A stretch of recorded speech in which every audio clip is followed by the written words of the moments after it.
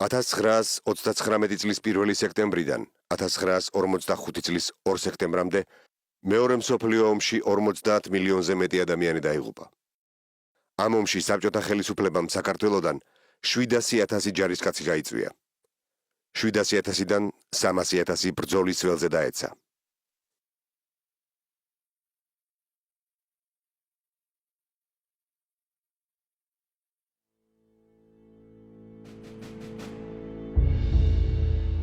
(1943 წელი). სტალინგრადთან პაულუსის არმიის სასტიკი განადგურების შემდეგ გერმანია იძულებული გახდა კავკასიიდანაც გაეყვანა თავისი შენაერთები. თუმცა ჰიტლერი რევანშისტის ემზადება და ეს უნდა მოხდეს კურსკთან. ფიურერი თავის ერთ-ერთ საუკეთესო სარდალს, ერიხ ფონ მანშტეინს ავალებს წითელი არმიის გასანადგურებლად შეტევის ახალი გეგმა შეიმუშაოს. სტალინი კი თავის სახელგანთქმულ გენერალ გიორგი ჟუკოვს კურსკის დასაცავად აკრძალვის. აქ სულ მალე მსოფლიო ისტორიაში ყველაზე დიდი სატანკო ბრძოლა გაიმართება, სადაც რამდენიმე დღეში 100,000-ობით ჯარისკაცი დაიღუპება.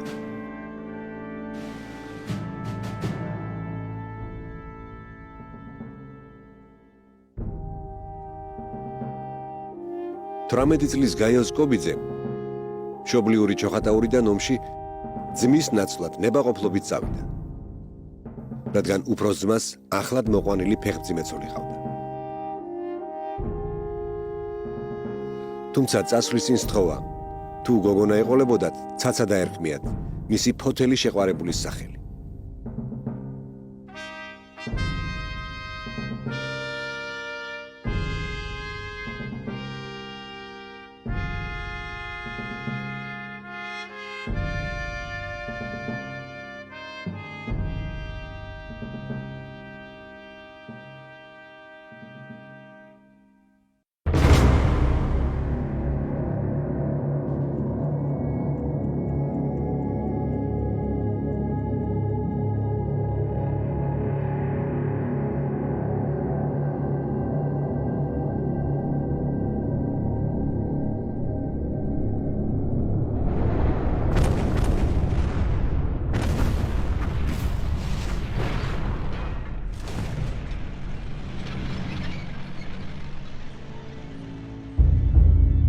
ხუთივლის განთენიისას მანშტეინი ჰიტლერისაგან შეტევაზე გადასვლის ბრძანებას იღებს.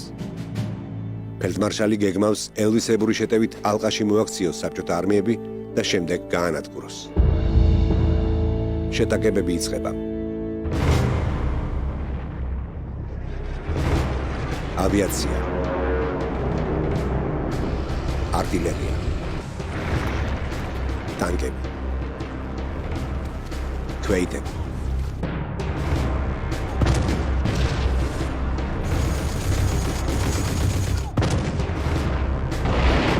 დღის ბოლოს გააფთრებული ბრძოლების მიუხედავად, მესამე რაიხის ძალებმა მხოლოდ 10 კილომეტრით წაიწიეს ჩრდილოეთისკენ. გიორგი ჟუკოვის სტრატეგია შესანიშნავად მუშაობს. განსაწინააღმდეგო თხრილები, ძნელად გადასალახი წინააღმდეგობაა, ხოლო დანაღმული ველები თითქმის დაუძლეველი ზღუდე. მანშტეინი ხვდება, რომ საბჭოთა არმიის ალყაში მოქცევის ელვისებური გეგმა ჩაიშალა, თუმცა შეტევას არ გრძელებს.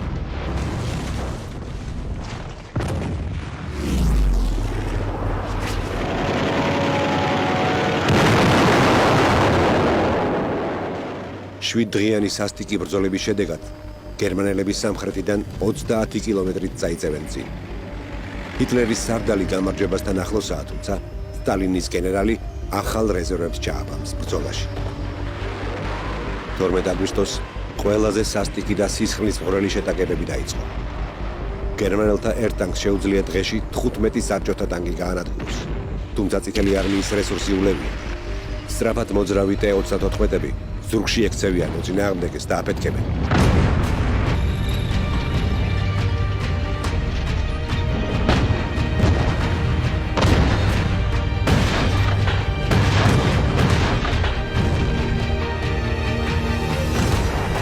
ფრინავები დაბალ სიმაღლეზე დაფრინავენ, რომ მიზანს არ ააცილონ, მათზე კი მეზენიტეები წარმატებით ნადირობენ. ქვეითები ხელჩართულ ბრძოლაზე გადადიან. ახლა ყველა სტრატეგია და ტაქტიკა უძლურია. სარდლებს ის ხადარჩენიათ, ელოდონ ვინ გაიმარჯვებს ბრძოლის ველზე.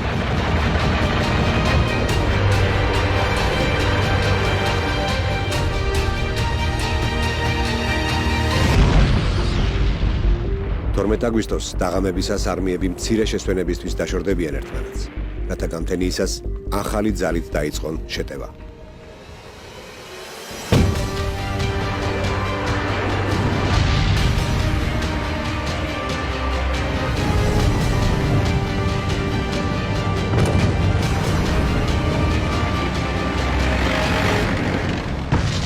თუმცა 12 აგვისტოს სიცილიაში მოკავშირეები ჯარებს გადასვამენ და ჰიტლერი გადაწყვეტს მანშტეინის განკარგულებაში არსებული სატანკო კორპუსი იტალიაში გადაისროლოს.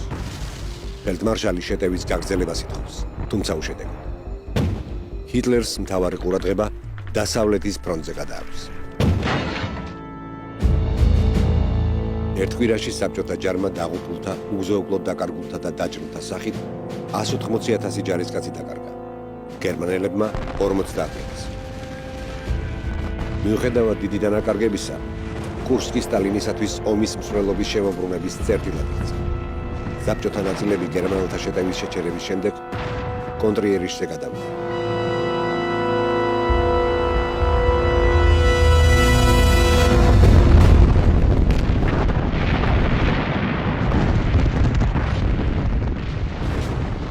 წითელი არმიის საბოლოო ტრიუმფი კი 1945 წლის მაისში ბერლინის აღებისას და გერმანიის სრული დამარცხების დროს შედგა.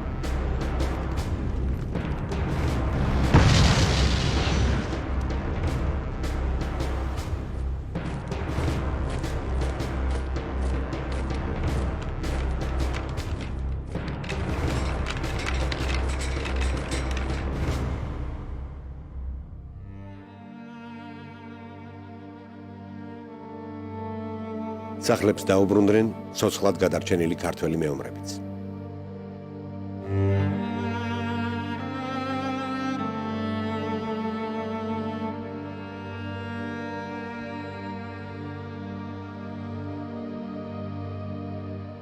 კურსკის ბრძოლების შემდეგ ოჯახში გაიოზისაგან წერილი აღარ მოსულა. მის მოსაგონრად ოჯახში დარჩა მხოლოდ ერთი ფოტო და ძმისშვილისათვის დარქმეული შეყვარებულის სახელი ცაცა. ბიძაჩემი საპატივცემულოდ დამარქვეს ცაცა. ძველი ალბომები განადგურდა თონი გელი ყოფილიყო, შეიძლება იქნებოდა იქ. რამდენი წელი 90 წლის უკან რაღაცა მოხდა. ვიღარში ინახავდა. წერილები ნამდვილად იქნებოდა ისე მის შეყვარებულს უგზავნი და დედას და მამას როგორ არ გამეუგზავნი და იქნებოდა, მაგრამ ჩემ მახსოვრობაში ნამდვილად არ მინახია. მისთვის შენახული სახლიც უპატრონობისგან დანგრევის პირას მივიდა.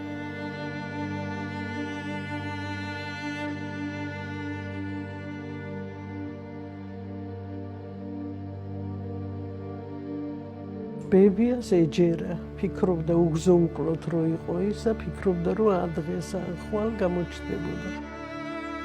დაბრუნდებოდა და იმ სახლს უნახავდა იმ ეზოს კარს. ჩამოვა და გააგრძელებს ცხოვრებას. კურსკის ბრძოლიდან 72 წლის შემდეგ სოფელში გაიოს კობიძის ნაცნობიდან ცოცხალი აღარავინაა.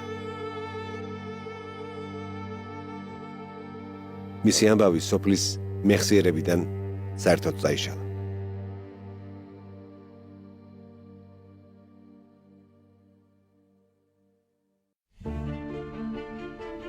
ძვირფასო მეგობრებო, 2015 წლის თებერვალში კურსკთან ჩვენმა საძიებო ჯგუფმა აღმოაჩინა საბჭოთა მეომრის საფლავი. მასთან ჰქონდა ჯარისკაცის ჭიქა და ომის დროს მიღებული საბრძოლო მედალი.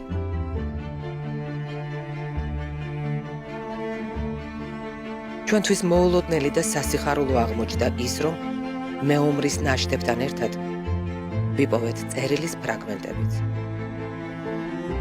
რამდენიმე თვიანი ექსპერტიზის შედეგად მოხდა მისი ნაწილობრივ აღდგენა და გაშიფრვა. წერილი ეკუთვნის ჩოხატაურის რაიონის სოფელ გუთურში მცხოვრებ გაიოს კობიძეს.